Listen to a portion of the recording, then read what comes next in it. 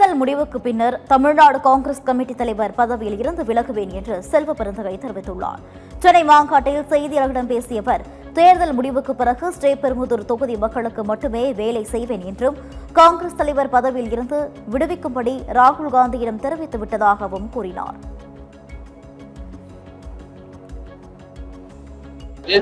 என்னுடைய பணி முழுக்க முழுக்க தேர்தல் முடிவு வந்த பிறகு திருப்பெரும்புதூர் தொகுதி மக்களுக்கு மட்டும்தான்.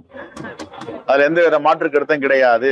தேர்தல் முடிவுகள் வந்த பிறகு எங்களுடைய அகில இந்திய தலைமையிடம் பேசி நான் தொகுதி வேலையும் தமிழ்நாட்டு வேலையும் மட்டும்தான் பார்க்க போகிறேன்.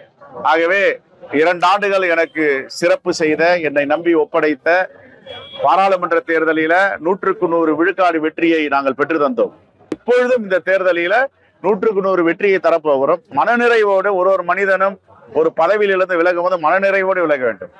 நான் மனநிறைவோடு நான் எந்த பதவி கேட்டாலும் எங்க தலைவர் ராகுல் காந்தி கொடுப்பார். என்னுடைய பணிகள் தான். முழுக்க முழுக்க இனிமே திருப்பெரும்புதூர் தொகுதி மக்களுக்காக 24 மணி நேரமும் செலவிட தயாராகிவிட்டோம்.